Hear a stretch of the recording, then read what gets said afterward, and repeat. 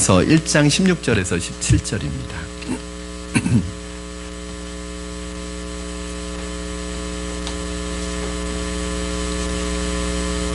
로마서 1장 16절에서 17절, 우리 한 목소리로 두 절 말씀이기 때문에 함께 봉독하도록 하겠습니다. 로마서 1장 16절에서 17절, 우리 한 목소리로 하나님의 말씀을 받겠습니다. 시작.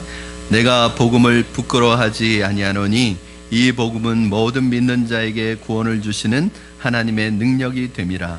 먼저는 유대인에게요 그리고 헬라인에게로다.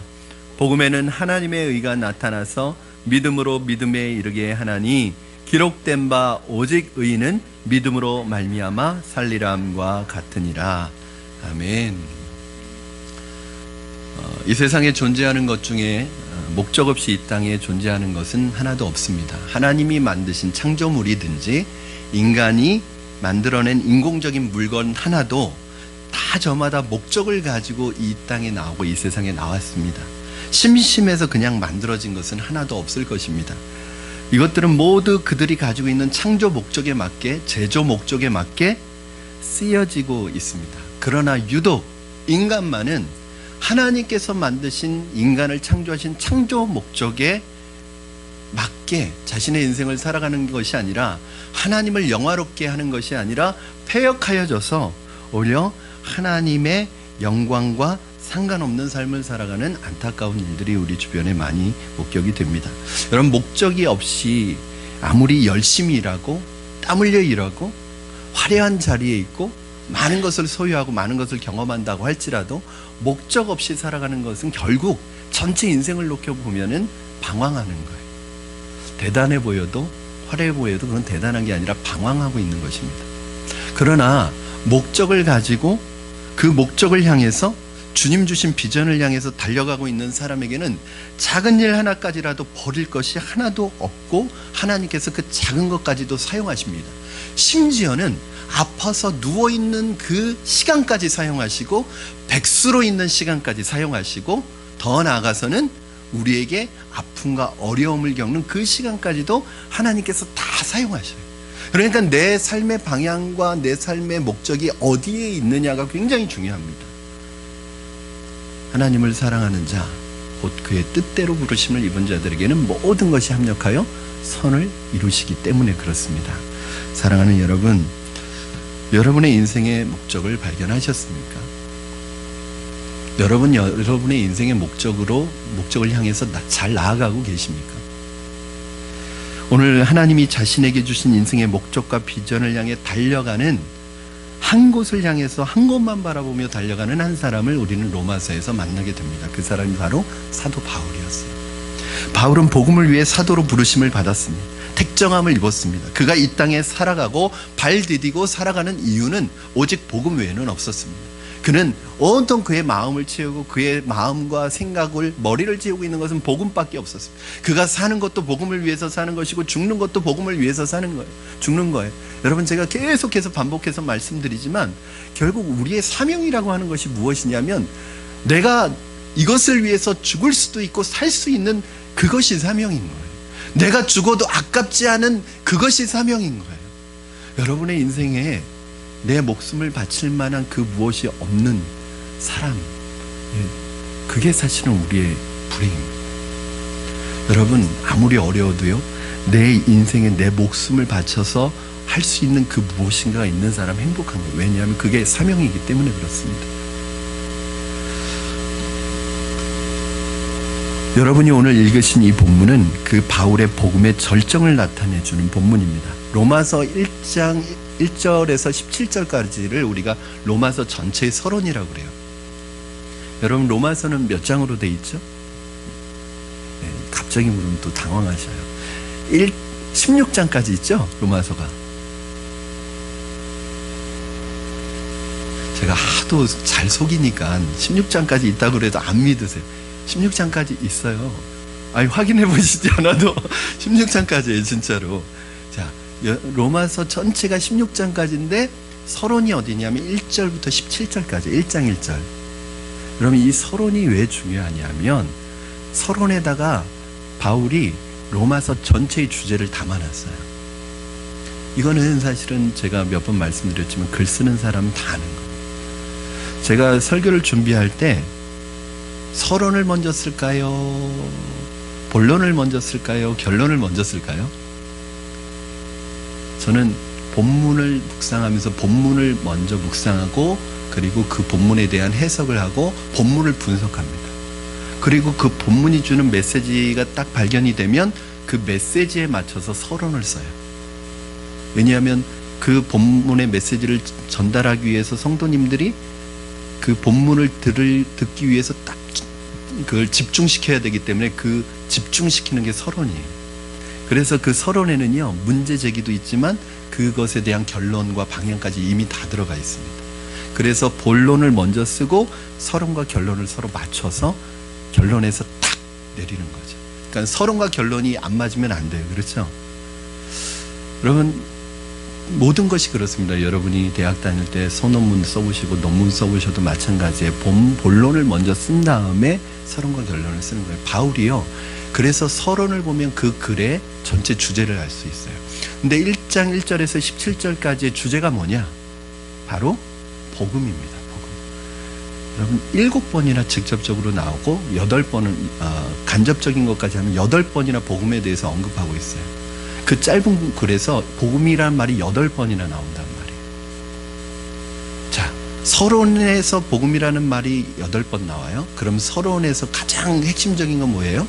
복음이죠. 그러면 서론은 전체의 주제라고 했으니까 로마서 전체의 주제는 뭘까요? 복음이에요. 그렇게 보시면 됩니다. 성경 읽을 때도 책 읽을 때도 서론에서 뭘 얘기하고 있느냐를 보시면 돼요.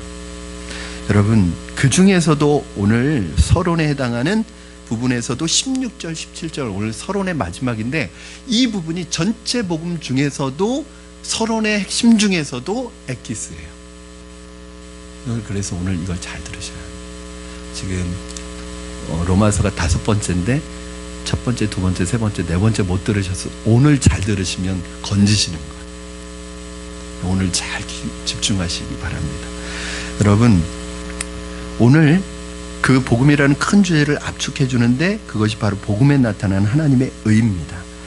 바울은 한마디로 복음에 살고 복음에 죽는 복음에 좀 속된 표현으로 미친 사람이었어요.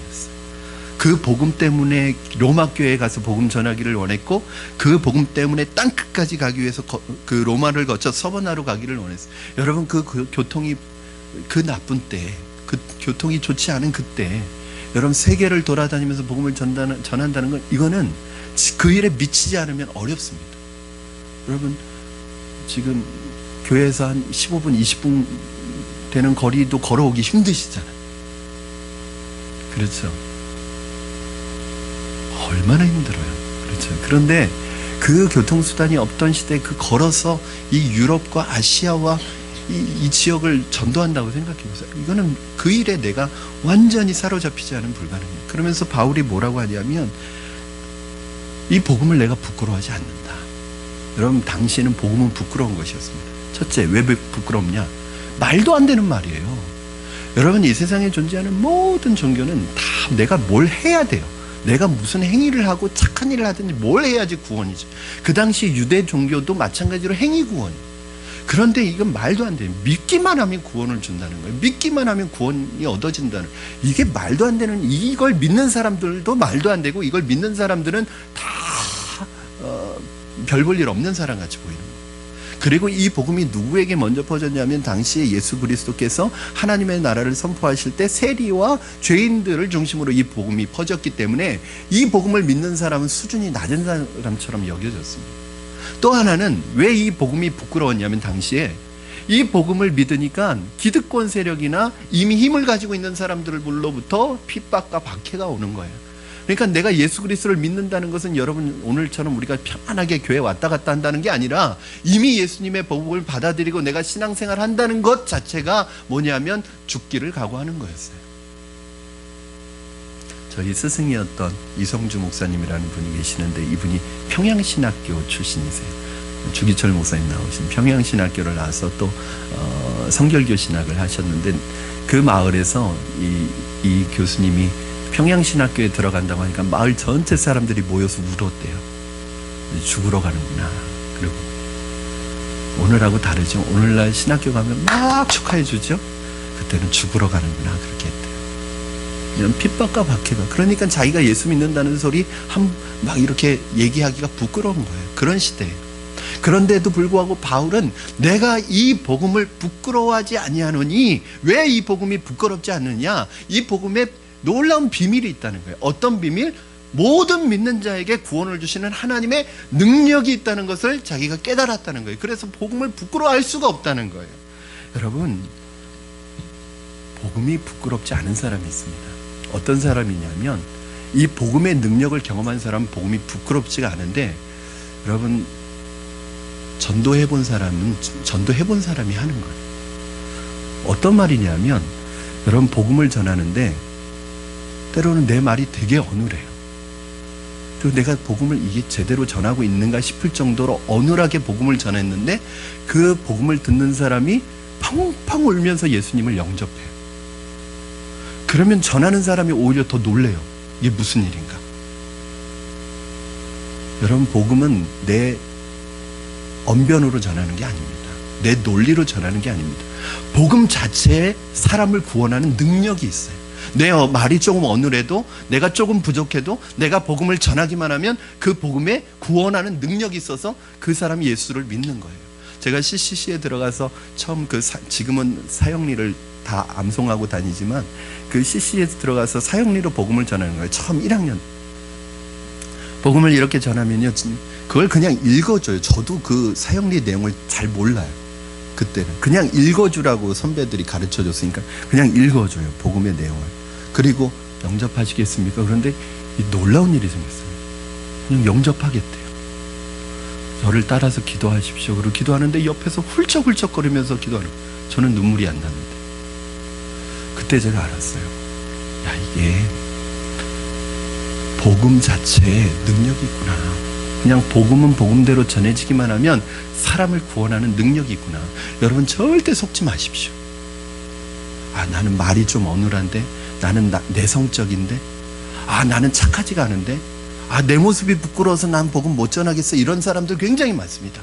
내가 좀 더 완전해지고, 내가 좀 더 착해지고, 많은 사람들에게 인정받으면 복음 전하겠습니다. 그게 마귀의 속임수예요. 여러분, 만약에 그런 때를 기다린다면 언제 전할 수 있겠어요?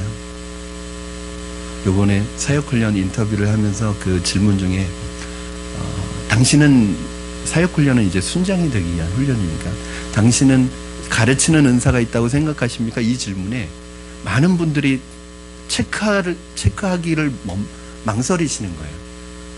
왜 체크를 못하세요? 그러니까 가르치는 거야 가르치지만 성경 말씀을 가르칠 때는 이게 그냥 가르치는 기술로 가르치는 게 아니라 이 말씀을 살아내야 되는데, 그렇지 못하기 때문에 내가 말씀을 잘 가르친다고 말하지 못하겠다는 거예요. 맞아요, 여러분. 여러분, 우리가 배운 말씀대로 살아가고 그 살아간 말씀을 가르쳐야 되는 거 맞아요. 그런데 여러분, 우리가 말씀대로 살아간다면 어느 정도나, 여러분이 만약에 이 말씀을 가르칠 수 있을 정도로 완벽하게 살아가야 된다면 언제 가르치겠습니까? 물론 우리는 말씀대로 살아가려고 부단히 애쓰고 노력하고 기도해야 돼요. 그러나 여러분, 정말 여러분이 완벽해지면 가르치시겠습니까? 아마 그런 날은 오지 않을 거예요. 여러분 앞에 서 있는 목사는 말씀을 100% 지켜서 여기서 설교하고 있는 건 줄 아십니까? 저도 말씀을 전할 때, 말씀을 준비할 때 괴로워요. 왜냐하면 내가 그렇게 살지 못하니까. 그래서 어떻게 하냐면 둘 중에 하나예요. 내가 그 말씀 붙들고 그렇게 살아가려고 애쓰고 그 말씀을 살아낸 다음에 설교를 하든지, 아니면 하나님 앞에 회개하면서 하나님 이 말씀대로 살아갈 수 있게 해주십시오. 그럴 때는 여러분에게 설교하는 게 아니라 제 자신에게 설교하는 거예요. 여러분 앞에 서 있는 목사도 이 말씀을 100% 지켜서 설교하는 거 아니에요. 아마 그렇게 설교한다면 저는 여러분 앞에 설 수가 없을 거예요. 교사들도 마찬가지예요. 하나님의 말씀을 여러분이 100% 지켜서 가르치는 거 아니에요. 부족하지만 같이 그렇게 살자는 거죠. 여러분, 전도도 마찬가지예요. 여러분이 완벽해지고 완전해지고 착해지고 그래서 흠이 없을 때까지 언제 기다리시겠어요? 마귀는 계속 그렇게 얘기하는 거예요. 네가 너 꼬라지를 봐라. 너를 봐라. 네가 무슨 네 주제에 복음을 전하냐. 너나 잘 살아라. 이 말을 계속 우리에게 하는 거예요. 그럼 우리 평생 복음 못 전합니다. 왜요? 복음은 우리가 잘나서, 우리가 착해서, 우리가 언변이 좋아서, 우리가 논리적이어서 말을 잘해서가 복음이 전해지는 게 아니라 복음 자체의 능력이 있어요. 어떤 능력이요? 구원을 주시는 하나님의 능력이 있단 말이에요. 여러분이 부족하더라도 복음 전하셔야 합니다. 복음을 부끄러워하시면 안 됩니다. 나는 부족한데 복음을 듣고 회개하는 그 사람을 보면 복음을 안 전할 수가 없어요. 그러니까 전도한 사람이 전도하는 거라니까요. 나는 부족한데 내가 전도한 사람이 회개하고 돌아오고 그 사람이 믿음이 자라가는 모습을 보면 전도를 안 할 수가 없어요. 기도는 해본 분이 하는 거예요. 기도할 때 응답을 경험하고 하나님의 은혜를 경험하니까 기도가 저절로 되는 거예요. 여러분, 말씀의 재미를 느껴본 분이 말씀을 찾는 거예요. 여러분, 바울은 이 복음을 부끄러워하지 않았습니다. 이 복음에 놀라운 비밀이 있었기 때문입니다. 16절 말씀 여러분 다시 한번 읽겠습니다. 16절 우리 합심해서 같이 읽겠습니다. 시작.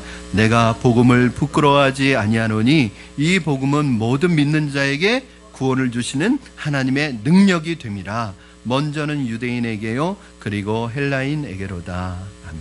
오늘 이 16절 말씀 속에 이 복음의 능력은 바로 하나님의 구원의 능력인데, 이 하나님의 구원의 능력을 이 짧은 한 구절 속에서 구원의 의미를 세 가지로 말씀하고 계세요. 여러분, 짧은 구절이지만 잘 이 구원의 의미를 새기시기 바랍니다. 첫째, 구원은 하나님이 주시는 거예요. 오늘 본문에 모든 믿는 자에게 구원을 주시는 하나님의 능력이 됩니다. 누가 주세요? 하나님이 주시는 거예요. 누구의 능력이에요? 하나님의 능력이에요. 구원을 주시는. 여러분, 구원은 하나님이 주시는 것입니다. 구원은 사람의 노력이나 행위나 공로로 얻어지는 것이 아닙니다. 만약 구원이 인간의 행위나 공로나 선행으로 얻어진다면 그건 구원이 아닙니다. 인간이 만들어낼 수 있다면 그건 구원이 아닙니다. 사람이 사람의 힘으로 사람을 구원할 수 없습니다.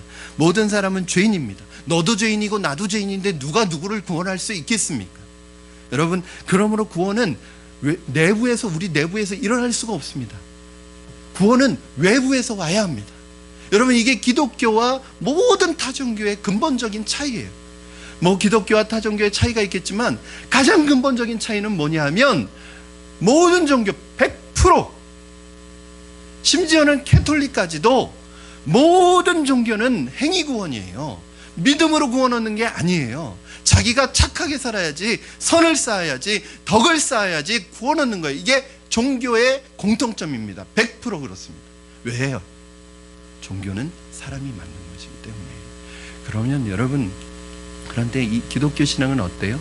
뭐가 중심이에요? 우리 안에는 구원을 얻을 만한 능력이 없기 때문에, 죄인이 죄인을 구원할 수 없기 때문에, 내 스스로 구원을 이룰 수 없기 때문에 누가 와야 되는 거예요? 내부에서 일어날 수 없기 때문에 외부에서 와야 돼요. 그래서 하나님이신 예수님께서 우리에게 오셔서 구원을 이루어 주시는 거예요. 우리 안에서 구원을 일으킬 수가 없기 때문에 하나님이 구원을 보내주시는 거예요. 이게 가장 근본적인 차이입니다. 여러분, 인간의 구원은 행위 구원이에요. 업적 구원이에요. 인간의 노력에 의해서 얻어진 구원이에요. 그렇기 때문에 인간의 노력에 의해서 얻어진 구원은 불안합니다. 그래서 어느 때는 구원받은 것 같은데 어느 때는 구원받지 못한 것 같아요. 내가 조금 착하게 살고 있으면 구원받은 것 같아서 천국 갈 것 같은데, 내가 실수해서 넘어지고 범죄하고 내가 지금 잘못 살아가고 있으면 실수하면 나는 지옥 갈 것 같아요. 왜 그래요? 내가 구원받았다는 구원의 근거가 철저하게 어디에 있냐면 자기의 행위에 있어요. 내가 잘 살면 구원받고 내가 못 살면 지옥 간다는 이 생각을 가지고 있어요. 제가 여러분에게 말씀드렸죠. 여러분, 천국은 왜 가는 거예요? 어떻게 가는 거예요? 착해서 갑니까? 천국은 착해서 가는 게 아니에요. 여러분, 착해서 간다면 어느 기준이 착한 거예요? 제가 새가족반을 할 때 그런 질문을 합니다. 여러분, 이 세상에서 가장 악하다고 생각하는, 여러분이 악하다고 생각하는 분을 한번 얘기해 보세요. 그러면 대부분 참 신기해요. 일부러 짠 것도 아닌데 거의 뭐라고 그러면 히틀러라고 그래요. 여러분이 생각하기에 가장 악하다고 생각하는 사람, 역사상에 있었던 많은 인물들 중에서, 그리고 현재 인물들 속에서 100% 히틀러라고. 그리고 참 신기해요. 그럼 가장 선하다고 생각하는 사람 누구냐 그러면 한 90% 이상은 테레사 수녀라고 그래요. 그 이상해요. 그거 왜 그럴까요? 그러면 그래요. 자, 히틀러를 한 요 첫 번째 줄 정도의 위치에 있다고 하고, 마더 테레사를 이 천정이라고 위치를 생각한다면, 여러분은 이 히틀러와 테레사 사이에 어디 정도에 있겠습니까? 그러면 그것도 신기해요. 100% 중간이에요. 자기는 중간이래요. 그런데 여러분, 하나님이 요구하시는 구원의 수준은 어디냐? 이 건물 옥상입니다. 마더 테레사나 히틀러나, 마더 테레사가 훨씬 선하죠. 그러나 하나님의 구원에 미치지 못하기는 마찬가지. 이 사람은 사람을 구원할 수 없어요. 내가 스스로 구원할 수 없어요. 그게 인간이에요. 여러분, 이거는 마치 촛불과 태양과도 같습니다. 촛불은 언제나 불안합니다. 바람이 불면 꺼질 것 같아서. 인간이 만든 구원은 늘 불안해요. 왜요? 내 행위에 근거하고 있기 때문에 내 행위가 흔들리면 믿음도 흔들려요. 그러나 하나님이 주신 구원은요, 태양과 같습니다. 태양 꺼질까 봐 걱정하지 않습니다. 불안해하지 않습니다. 여러분, 불안해하지 마시기 바랍니다. 여러분과 제가 받은 구원은, 하나님의 구원은 태양과 같은 구원이에요. 흔들리지 않습니다. 우리의 구원이 왜 불안한가? 자꾸 행위에 기초해서 우리의 구원을 생각하기 때문입니다. 여러분, 구원은 우리의 노력에 의해서 얻어지는 게 아니라 하나님이 주시는 선물입니다. 선물 받기 위해서 노력하시는 분 계세요? 여러분, 선물 받기 위해서 노력한다고 선물 주십니까? 그거는 선물이 아니라 대가겠죠. 선물은 노력한다고 주어지는 것도 아니고, 내가 잘 보인다고 주어지는 것도 아니고, 주는 사람 마음이에요. 저 사람이 저 선물을 받을 자격이 있을까? 뭐 자격도 중요하지 않아요. 다른 사람이 너무 의아해합니다. 왜 저 사람이 저 선물을 받지? 왜 저 사람에게 저런 선물이 주어지지? 그거 몰라요. 주는 사람이 그 사람 주는 마음이, 그 사랑해서 그런 거예요. 여러분, 우리가 구원받을 자격이 있습니까? 저와 여러분이 뭘 했어요? 제가 보면 저는 한심해요. 제가 지금 보면 제가 다른 사람보다 착하냐? 그렇지도 않아요. 다른 사람보다 잘났냐? 그렇지도 않아요. 다른 사람보다 성품이 좋냐? 그렇지도 않아요. 그런데 왜 하나님께서는 그 부족한 저를, 75억 인구 가운데 왜 저를 선택해 주셔서 이 구원이라는 선물을 주셨을까요? 머리 싸매고 고민해도 해답이 안 돼요. 왜? 모르겠어요. 왜 하나님 저인지. 그래서 은혜 감사한 거예요.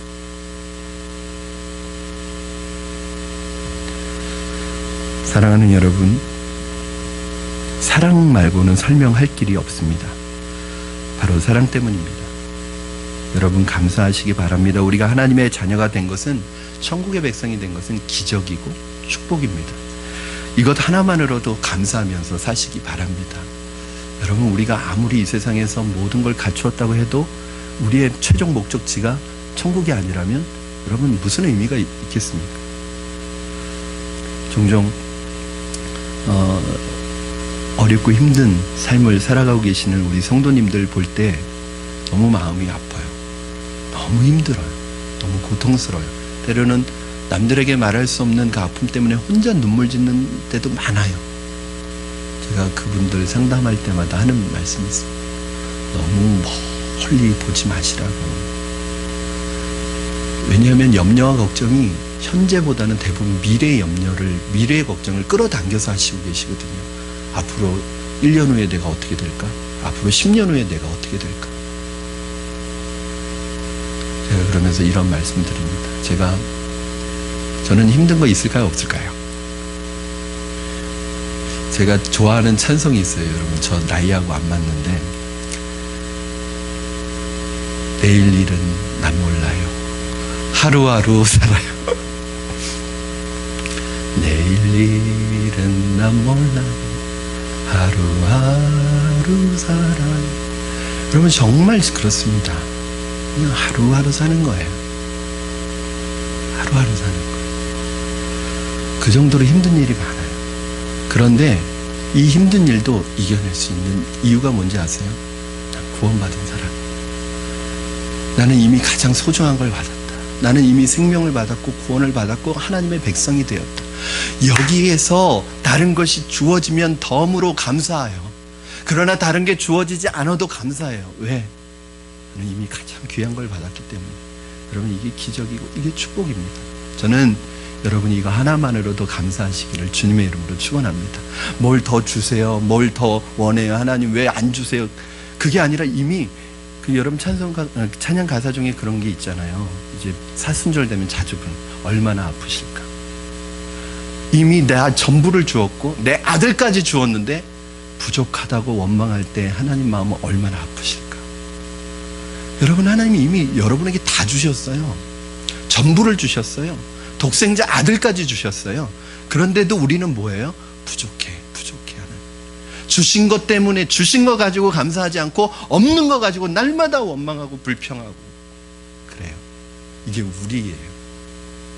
저는 여러분이 없는 것 때문에 잃은 것 때문에 낙심하고 원망하고 불평하지 않고 내게 있는 것 때문에 주신 것 때문에 감사하시는 분들이 되기를 주님의 이름으로 부탁을 드립니다. 여러분 오늘 두 번째는 구원은 오직 예수 그리스도를 통해서만 얻을 수 있습니다. 자 16절 말씀에 보시면 오직 믿는 자에게 구원을 주신다고 말씀하고 있습니다. 그렇죠? 믿음은 구원의 수단이고 구원의 조건이에요. 그렇죠? 믿음 자체가 목적은 아닙니다. 믿음을 통해서 하나님께 가는 것이 목적이에요. 그러면 그 믿음에 우리가 믿는 내용이 뭐냐? 오늘 보니까 모든 믿는 자에게 우리가 뭘 믿는 거냐? 자, 로마서 1장 2절에서 4절 말씀 우리 같이 한번 읽어보겠습니다. 로마서 1장 2절 제가 읽고 3절 여러분이 읽고 4절은 같이 읽겠습니다. 제가 먼저 2절 읽겠습니다. 이 복음은 하나님이 선지자들을 통하여 그의 아들에 관하여 성경에 미리 약속하신 것이라.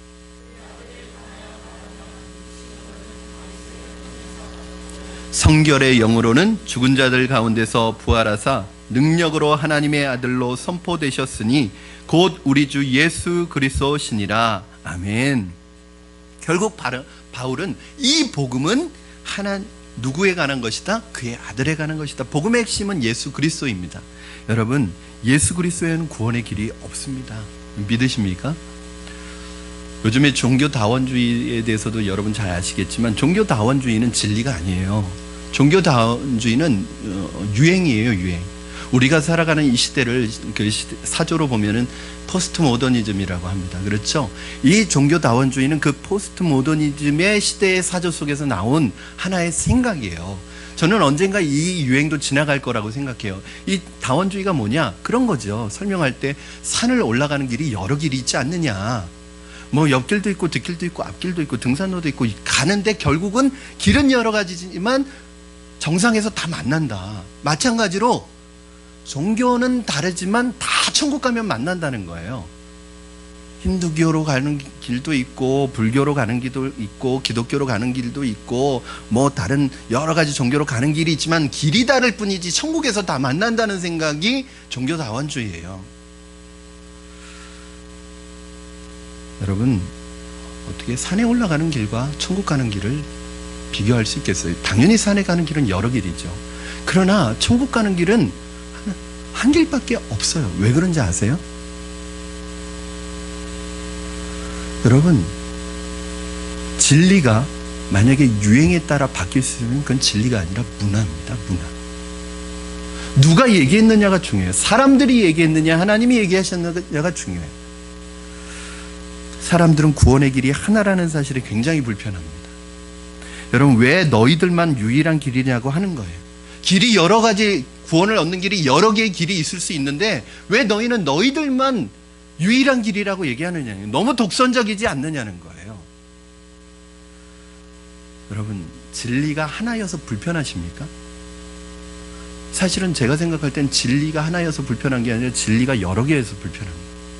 여러분, 진리가 늘 변하고 답이 늘 변하고 그러면 여러분 편하십니까? 여러분, 진리는 하나예요.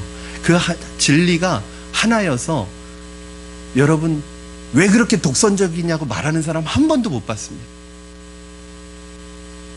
여러분, 태양이 하나여서 불편하십니까? 진리가 하나여서 불편하세요? 여러분, 답이 그 진리가, 여러분이 배우는 진리가 왜 오늘은 이렇게 변하고 내일은 이렇게 변해야지 왜 꼭 그 길만이 진리라고 얘기하냐면 그게 불편하세요? 진리를 얘기하면 왜 그렇게 독선적이냐고 말씀하세요? 그런 분들 별로 못 봤어요. 근데 왜 구원의 길에 있어서는 유일한 길을 독선적이라고 말하는 걸까? 누가 그렇게 얘기하는 걸까? 사람의 생각이. 하나님은 뭐라고 말씀하시는지 여러분 들어보시기 바랍니다. 제가 말씀드렸죠. 구원은 사람이 만들어낼 수 없어요. 구원은 하나님이 주셔야 되는데 하나님은 구원에 대해서 뭐라고 말씀하시는가? 요한복음 14장 6절 같이 읽겠습니다. 시작.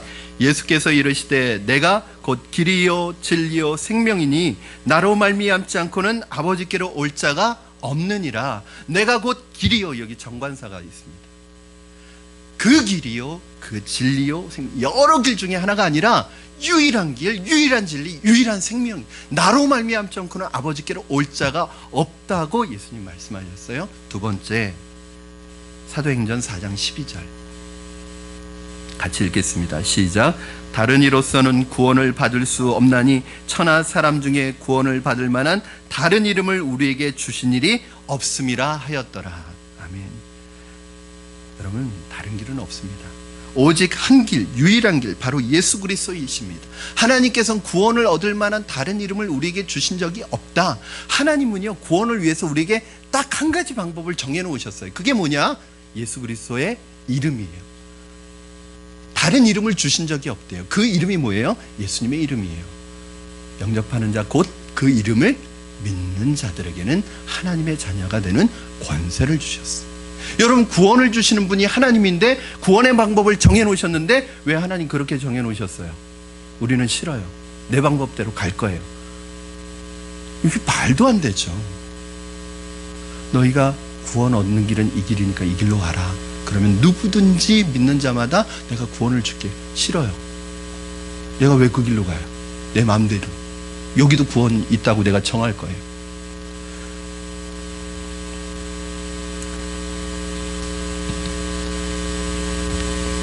여러분, 하나님께서는 구원 얻을 다른 이름이 없다고 하셨는데 인간은 구원 얻을 길이 많다는 거예요.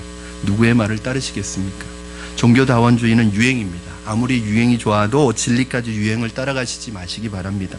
만약 진리가 유행에 따라서 바뀐다면 그것은 진리가 아닙니다. 예수님만 붙드시기 바랍니다. 예수님께만 초점을 맞추시기 바랍니다. 오직 예수님만 믿으시기 바랍니다. 이게 구원의 중요한 진리입니다. 세 번째, 구원은 차별이 없습니다. 오늘 16절 말씀해 보니까 모든 믿는 자에게 구원을 주시는 하나님의 능력이 됨이라. 먼저는 유대인에게요, 또한 그리고 헬라인에게로다. 여러분, 여기 주목하셔야 될 단어가 있습니다. 모든 믿는 자. 그리고 뒤에서 먼저는 유대인에게. 이 복음이 먼저는 유대인에게 전해져야 됩니다. 두 번째는 헬라인. 그러니까 유대인들이 사람을 보는 방식은 뭐냐면 유대인으로 보고 유대인 아닌 사람은 다 이방인, 헬라인으로 보는 거예요. 즉, 그러면 이 유대인이나 헬라인 이렇게 얘기하는 건 모든 사람을 얘기하는 거예요. 자, 복음은 누구에게 전해져야 합니까?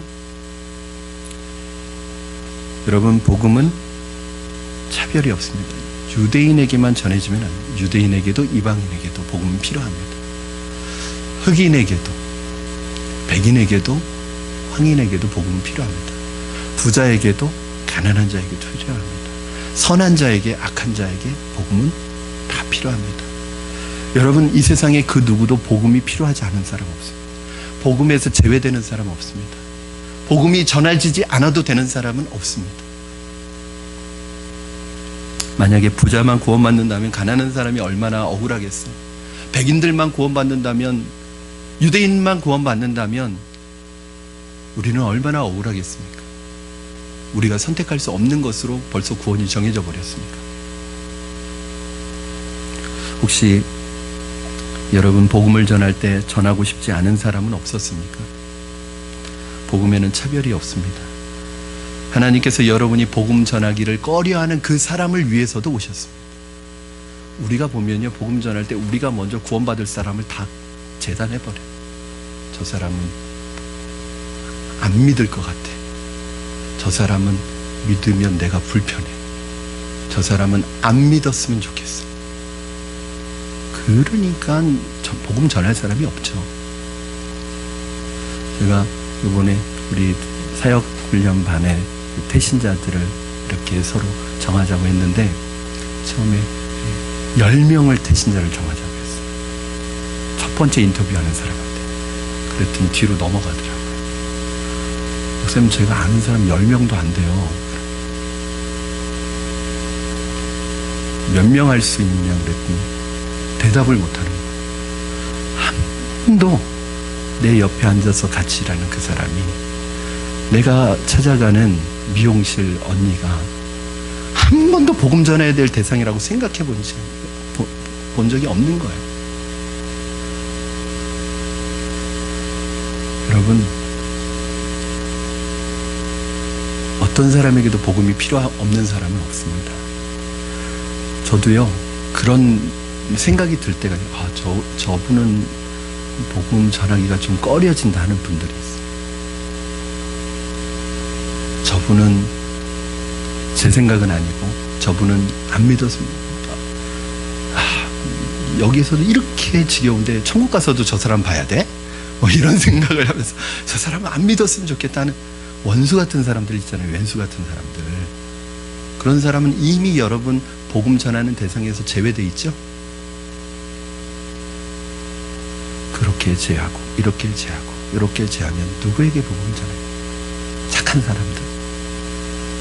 예수님 뭐라고 그러셨어요? 나는 의인을 위해서 온 것이 아니라 죄인을 위해서 왔다고 말씀합니다. 저는요, 교회에 착한 사람들이 많아지는 것도 좋아요. 그러나 교회의 축복은 뭐예요?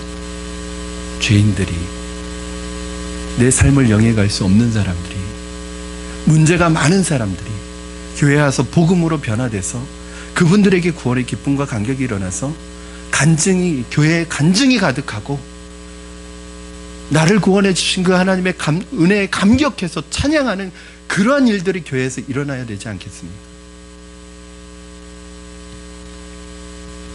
교회의 본질은 무엇이냐? 교회가 잊어서는 안 되는 한 가지, 바로 복음입니다. 저는 올해 우리 교회에 자꾸 제 마음 주시는 게 하나님이 이 복음. 그래서 우리 교회 올해 슬로건이, 여러분 아시든지 모르시든지 간에 저는 제 나름대로 정한 게 있어요. 다시 복음으로. 다시 복음으로. 그럼 저는 교회가 부흥하는 거 위해서 기도해야 되지만 그게 본질은 아니라고 생각해요. 왜요? 교회 부흥은 내가 열심히 노력한다고 되는 거 아닙니다. 부흥은 하나님께서 주시는 거예요. 그러면 교회가 해야 되는 일은 뭐냐면 부흥을 위해서 일하는 거 아니에요. 교회의 본질에 충실한 거예요. 복음에 충실하고 말씀에 충실해서 본질을 붙들면 하나님이 부흥은 결과적으로 부어주실 수도 있고 안 주실 수도 있고, 안 주셔도 그거 상관없습니다. 그러나 교회가 본질에 충실하느냐 안 하느냐가 중요한 거예요. 저는 올해 우리 교회가 복음을 전하는, 복음의 뜨거운, 복음으로 돌아가는, 복음의 기쁨과 감격이 회복되는 교회가 되기를 주님의 이름으로 축원합니다. 그게 로마서의 축복 아니겠습니까? 여러분, 다음 주부터는요, 제가 그동안 전도단만 사용하던 전도지를 다 밖에 내놓으려고 그래요. 우리 성도님들 가실 때 전도지 가져가셔서 여러분 주변에 있는 분들에게 복음을 전하시고 그냥 씨라도 뿌리세요. 왜냐하면 그것이 없으면 내 마음이 복음에 대해서 열리지가 않습니다. 내가 열리지 않는데 어떻게 복음의 통로가 되겠어요? 통로가 막혀 있는데. 오늘 이 시간 여러분이 이렇게 기도했으면 좋겠습니다. 복음의 능력이 임하여서 전하지 아니하고는 견딜 수 없는 마음 주시옵소서. 주님. 마지막으로 이 구원, 복음으로 말미암아 얻은 이 구원에 대해서 17절에서 마지막으로 설명하고 있습니다. 우리 17절 같이 읽겠습니다. 시작. 복음에는 하나님의 의가 나타나서 믿음으로 믿음에 이르게 하나니 기록된 바 오직 의는 믿음으로 말미암아 살리라 함과 같으니라. 여러분, 믿음이란 무엇입니까? 우리가 신앙생활 한다고 할 때 그것은 다른 말로 믿음 생활 한다고 해요. 여러분, 믿음은 언제 필요한 거예요? 많은 분들이 잘못 생각하고 있는 것 중에 하나가, 믿음은 예수님을 영접할 때, 예수님을 믿을 때, 우리가 구원받을 때 필요한 것이라고 생각하십니다. 물론 맞습니다. 우리가 구원 얻을 때 유일한 조건, 유일한 통로는 믿음 외에는 없어요. 그러면 여러분이 구원 받으셨어요? 예수님 믿으시고 구원 받으셨어요? 영생을 얻으셨어요? 거듭나셨어요? 그러면 이제 믿음은 필요 없습니까? 믿음은 우리가 구원 받을 때만 필요하고, 그런 구원 받은 이후에는 믿음을 버려야 합니까? 믿음 없어도 됩니까? 아니에요. 믿음은 우리가 구원 받을 때 필요하지만 언제 더 필요해요? 믿음으로 살기 위해서 주님 나라 가는 그날까지, 구원받은 이후에 더 믿음이 필요한 거예요. 믿음으로 사셔야 되는 거예요. 그래서 여러분, 예를 들어 볼까요? 사랑은 결혼할 때만 필요합니까? 결혼식 할 때 사랑이 필요한 거예요. 물론 사랑은 결혼할 때 정말 중요한 필수적인 요소예요. 사랑 없이 어떻게 결혼을 합니까? 그러나 여러분, 결혼할 때만 필요하고 결혼하고 나서는 사랑이 필요 없어요? 오히려 결혼할 때보다도 결혼 이후에가 더 사랑이 필요하지 않아요? 그런데 많은 분들이 결혼할 때는 죽자 사자, 그냥 사랑 없이는 못 살아 그러면서 말도 완전히 사랑의 사람입니다. 사랑을 위해서 다 버릴 각오가 돼 있어요. 근데 왜 결혼하고 나서는 사랑이 없어지죠? 저는 여러분, 절대 믿는 분들은 그런 말 하면 이게 속된 말입니다. 잡은 고기에게 미끼를 던지냐, 이런 말 하는, 결혼에 꼴이 냈으니까 이제는 신경 안 써도 됩니까? 참, 제가 이제 며칠 전에 데이트 코칭을 마쳤어요. 제가 이제 우리 청년들을 위해서 하는 게 있는데, 결혼을 앞두고 주례를 부탁하는 그 청년들에게는 결혼 예비 학교를 5주 동안 해야지 주례를 받을 수 있습니다. 그거 안 한다고 하면 주례 안 해줍니다. 두 번째는 이제 교제를 막 시작한 남녀들이 있을 땐 데이트 코칭을 해줍니다. 5주 동안. 여러분, 보면요, 문제가 있어요. 우리 남녀들이요, 결혼 전에는 서로에게 헌신하면 안 되거든요. 잘못된 겁니다. 결혼 전에는 다 줘요. 마음도 주고, 돈도 주고, 몸도 주고. 잘못된 거예요. 결혼 전에는 절대 헌신하면 안 돼요. 헌신은 언제 해야 돼요? 결혼하고 아내에게, 남편에게 하는 거예요. 그런데 참 이상한 건, 결혼 전엔 그렇게 헌신적인데 결혼을 하면 헌신을 안 해요. 이게 바뀌었어요. 여러분, 믿음은 구원 얻을 때 천국 가기 위해서 필요한 게 아닙니다. 오늘 본문에 보니까 믿음에서 믿음에 이르게 하나니, 이런 구절이 나옵니다. 17절에 보니까 믿음으로 믿음에 이르게 하나니, 이 영어 성경에 보니까, 킹 제임스 버전 그 영어 성경에 보니까 이렇게 되어 있습니다. From faith to faith. 그러니까 전치사 두 개를 사용하는데, from은 출처를 얘기하는 전치사죠. to는 목적을, 방향을 얘기하는 전치사잖아요. 그러니까 구원이라는 게 뭐냐면, 믿음이라는 게 뭐냐면, 첫 번째 여기 믿음으로 믿음에 할 때, 이 첫 번째 믿음은 예수님을 믿는 데 필요한 믿음이에요. 구원 얻는 데 필요한 믿음. 그 다음에 나오는 두 번째 믿음은 뭐예요? 예수님을 신뢰하고, 주님을 신뢰하고 의지하고 따라가는 믿음이에요. 여러분, 우리는 믿음으로 구원받고 믿음으로 사는 사람입니다. 신앙생활은 처음부터 끝까지 믿음입니다. 그래서 신앙생활을 믿음생활이라고 하는 거예요. 여러분, 믿음으로 구원받으셨습니까? 믿음으로 사시기 바랍니다. 주님 나라 가는 그날까지 믿음으로 사시기 바랍니다. 어떠한 상황에도 여러분의 믿음을 포기하지 마시기 바랍니다. 어렵고 힘들고 고통스러운 일들이 여러분의 삶에 있더라도, 믿음의 사람이라는 건 뭐냐면, 그 어렵고 힘든 상황 속에서도 하나님이 나를 사랑하고 계시고 내 인생을 인도하고 계시다는 그 한 가지 사실을 의심치 않고 신뢰하고 주님을 따라가는 거예요. 왜요? 로마서 8장 28절 말씀에, 하나님을 사랑하는 자, 그 뜻대로 부르심을 입은 자들에게는 모든 것이 합력하여 선을 이루실 걸 믿는 거예요. 지금 상황은 안 좋을지라도 하나님이 궁극적으로도 이 안 좋은 상황까지도 나를 합력하여 선을 이루시는 하나님의 그 과정으로 사용하시고, 결국에는 하나님이 나를 승리하게 하시고 나에게 은혜 주실 것을 믿음으로 잃지 않는 거예요. 끝까지 하나님에 대한 신뢰를 놓지 않는 거예요. 여러분, 믿음의 사람은 언제 드러나는지 아세요? 평안할 때는 믿음의 사람이 안 보여요. 그런데 어려움이 오고 고통스러운 순간이 올 때 진짜 믿음의 사람이 드러나요. 그 어렵고 힘든데도 믿음을 버리지 않아요. 그 어렵고 힘든데도 주님을 바라봐요. 주님을 놓지 않아요. 주님이 나를 인도하시고 계시다는 그 확신에서 흔들리지 않아요. 저는 그런 분들을 볼 때마다 진짜 믿음으로 살고 있구나. 사랑하는 여러분, 어려움과 환난, 시험이 다가올 때 우리의 믿음은 드러납니다. 그리고 그 사람의 믿음은 빛을 발하는 것입니다. 저는 여러분의 믿음이 이제 정오의 빛같이 빛나게 되기를 바랍니다. 공부도 믿음으로 하십시오. 직장생활도 믿음으로 하십시오. 가정에서도 믿음으로 사십시오. 믿음으로 사는 모습을 자녀들에게 좀 보여주십시오. 어렵고 힘들지만, 고통스럽지만 믿음으로 일어나는 모습을 우리 자녀들이 보면, 우리 자녀들이 어렵고 힘든 순간에 엄마 아빠가 믿음으로 이겼던 그 경험, 그 모습을 통해서 우리 자녀들도 믿음으로 이겨낼 줄 믿습니다. 여러분, 믿음으로 산다는 것이 무엇인지 보여주셔야 합니다. 사랑하는 여러분, 여러분의 모든 문제를 주님께 맡기세요. 주님께 여러분의 몸을 기대세요. 이게 믿음입니다. 의지하세요. 무거운 삶의 근심과 염려의 보따리를 내려놓으시기 바랍니다. 해결되지 않는 문제를 내려놓으세요. 주님께 맡기세요. 믿음이라는 것은 내 문제를 주님께 맡기는 거예요. 그리고 주님께 맡기고 그 주님 안에서 평안을 누리는 거예요. 저와 여러분이 믿음으로 구원받았기 때문에 믿음으로 사시기를 바랍니다. 환경과 상황에 지배받지 않기를 바랍니다. 믿음으로 승리하시기를 바랍니다. 믿음으로 사는 삶에 대해서 바울이 뭐라고 마지막으로 얘기하냐면, 하박국 선지자의 말을 인용하면서 오직 의인은 믿음으로 말미암아 살리라, 이렇게 말합니다. 이게 하박국 선지자의 말. 여러분, 오직 의인이 누구예요? 착하게 사는 사람이에요? 믿음으로 의롭게 된 사람이에요. 이 세상에 의인은 한 사람도 없습니다. 자기의 노력으로는. 그러면 어떻게 의인이 될 수 있어요? 믿음으로 의롭게 돼야 의인이 될 수 있어요. 그 의인은 어떻게 살아요?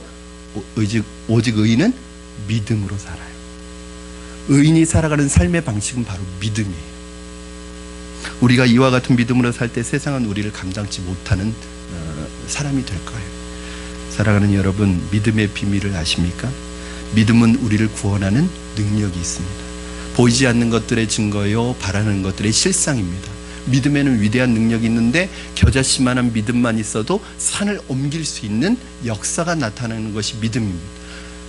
할 수 있거든이 무슨 말이냐? 믿는 자에게는 능치 못함이 없느니라. 믿음대로 될 줄로 믿습니다. 이 믿음의 씨가, 중요한 것은 여러분의 가슴속에, 심령에 이미 뿌려졌다는 거예요. 여러분 안에는 믿음의 씨가 있습니다. 여러분의 믿음의 능력을 사용할 수 있습니다. 저는 여러분의 질병이 치유될 줄로 믿습니다. 저는 여러분의 근심과 염려가 사라질 줄로 믿습니다. 여러분이 승리자가 될 줄로 믿습니다. 여러분, 성령 충만할 줄로 믿습니다. 성령 충만도 감정으로 되는 게 아니라 믿음으로 얻는 거예요. 믿음으로 구하시고 믿음으로 성령 충만 받기를 구하시고 받은 줄로 믿으면 성령 충만이 이루어지는 거예요. 말씀을 정리합니다. 크리스찬은 무엇으로 사는가? 의인은 무엇으로 사는가? 오직 믿음으로 말미암아 사는 사람들입니다. 믿음에서 믿음으로, 처음부터 끝까지 철저하게 믿음으로, 오직 믿음입니다. 이것이 종교개혁자 마틴 루터가 외쳤던 슬로건입니다. 오직 믿음으로, 솔라 피데, 오직 믿음으로. 상황이, 현실이 어렵고 힘들고 믿음을 지키기 어려운 현실에 있다 할지라도 여러분, 믿음 흔들리지 마시고 믿음으로 결정하시고 믿음으로 살아가시는 저와 여러분 되기를 주님의 이름으로 축원합니다. 우리 이 시간에 함께 찬양하시고 함께 기도했으면 좋겠습니다. 여러분, 세상이 변하고 사람들이 이런저런 말 해도 그것 때문에 여러분 중심이 흔들리시지 마시기 바랍니다. 주님을 신뢰하시고 주님께서 이루실 것을 믿고 믿음으로 나가면 여러분, 결코 여러분의 믿음이 폐하지 않습니다. 우리 이 시간에 이 찬양 하나님 앞에 올려드리며 믿음으로 고백하고 기도하겠습니다.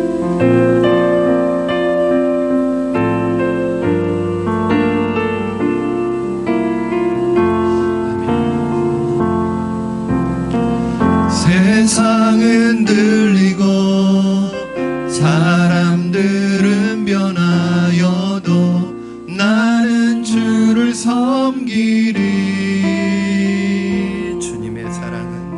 주님의 사랑은 영원히 변하지 않네. 나는 주를 신뢰. 다시 한번 고백합니다. 세상 흔들리고 세상 흔들리고 사람들은 변하여도 나는 주를 섬기리. 주님의 사랑은 영원히 변하지 않네. 나는 주를 신뢰해. 오직 믿음으로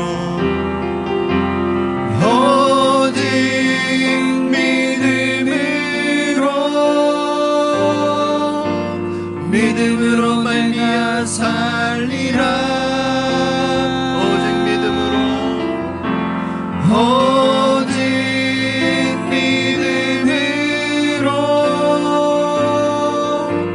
믿음으로 내가 살리라. 믿음 흔들리고 사람들 주를 떠나도 나는 주를 섬기리. 주님의 나라는 영원히 쇠하지 않네. 나는 주를 신뢰해. 오직 믿음으로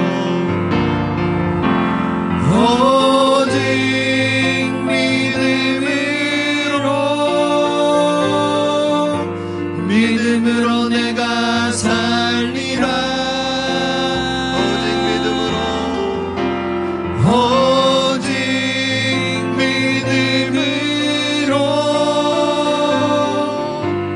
믿음으로 말미암아 살리라. 오직 의인은